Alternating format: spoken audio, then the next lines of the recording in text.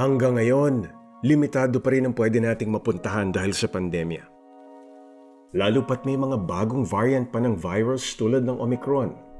Pero kumpara noong 2020, mas lumuwag na ng kaunti ang mga regulasyon sa pagbiyahe. Salamat na rin sa pagdami ng mga nabakunahan na naging dahilan para magbukas na unti-unti ang turismo sa bansa. At malaki ang papel na ginampanan at ginagampanan ng mga rider dyan. Sa unang pagkakataon kasi, nakipagtulungan ang gobyerno sa motorcycle community sa pagsulong ng domestic tourism sa bansa. Hindi na tayo itinuturing na sagabal sa kalsada ngayon, kundi importanteng parte ng laban sa pandemya.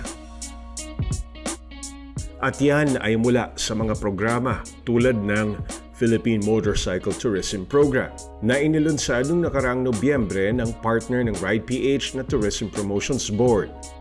2 rides agad ang inorganisa ng TPB bago matapos ang 2021. Pagkagawa natin nung 2 short loop rides sa Southern Luzon, nagkaroon ng mas maigting na clamor na magkaroon pa ng mga karagdagang rides. At ngayon naman ay maisama yung mga small bike na riders. So ito ngayon ang pinagpaplanuhan natin. Pinalilipas lang natin itong kasagsagan ng Omicron surge. And hopefully, we will be able to literally hit the road again. At simula pa lang daw yan dahil ngayong 2022, mas lalawak pa ang papel na gagampanan ng mga rider. Napakalawak at malalim ang positibong epekto o impact ng motorcycle tourism sa turismo. Unang-una, nakakatulong yung mga riders natin na mapalawak yung kaalaman sa mga kababayan natin. Ay, may ganun palang magandang lugar. Ay, may ganyan palang natatagong falls o kaya yung mga masasarap na kainan doon sa mga pinupuntahan ninyo. So, una yun, Pangalawa, syempre, meron tayong kontribusyon sa ekonomiya at sa kabuhayan ng mga kababayan natin na nagbebenta ng pagkain, nag-ooperate ng mga karinderya, ng mga halo-halo dyan, at yung mga nagbebenta din ng souvenirs. Merong 4 na major campaigns ang TPB ngayong taon para mas mapabilis ang pagbangon ng domestic tourism. Yung 4 na to, unang-una, binanggit ko kanina na makapagsagawa tayo ng rides para sa small bikes para feeling nila hindi naman sila naiiwan. So, dadagdag natin sila sa mga nakaplano ngayong taon. Pangalawa, susuportahan din namin. Meron kasing mga DOT region initiated na Philippine Motorcycle Tourism Rides. So, yung iba't ibang regional offices ng Department of Tourism, may mga schedule sila ngayon. Kaya, yun, lalatagan din namin ng kaukulang suporta yun. Pangatlo, syempre, yung mga partners natin na mga riding associations, ang mga various motorcycle groups katulad ng Breakfast Ride Community, yung Ride PH, yung adventure grupo nila Francis Rivera.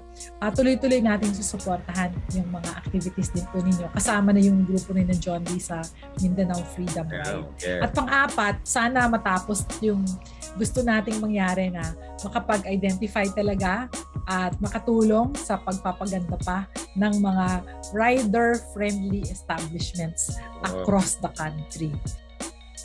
Ilan lang ito sa karapat-dapat nating abangan bilang mga rider ngayong taon.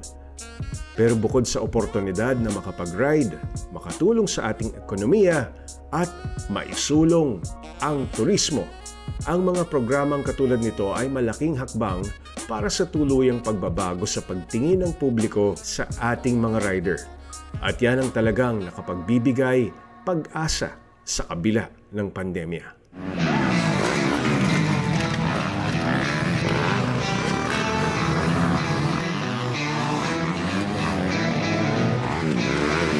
Tuwang-tuwa po kami na lubos-lubos at sincero talaga yung inyong suporta sa Philippine Motorcycle Tourism na programa ng Tourism Promotions Board.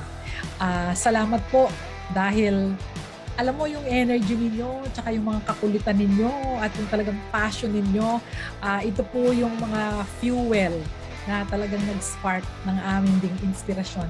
Dati sabi nga ng iba, kahit naman ako andyan na naman yan, makukulit sa kalsada, mga mayayabang, maiingay, yung mga ganon. So, nabago yung aking perspektibo dahil sa ating pagtutulungan sa partnership natin. At hangad ko rin na ang ating pangkalahatang publiko ay magkaroon ng panibagong perspektibo sa inyong ginagampanan na tungkulin na napaka-patriotic po. Tinutulungan ninyo kami sa gobyerno na ma-promote ang ating domestic tourism.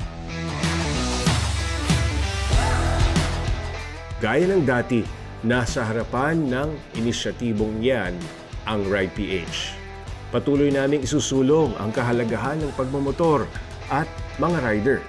Magpupunta sa mga magaganda at kakaibang mga lugar sa Pilipinas at maghahatid ng makabuluhang mga istorya mula sa mundo ng motorsiklo. Kaya mula sa buong team ng Ride PH, maraming salamat sa pagtutok ninyo ngayong season. At makasisiguro kayong marami kaming sorpresa para sa inyo sa darating na Season 7. Ride safe! Ako po si Jay Taruk at ito ang Ride PH.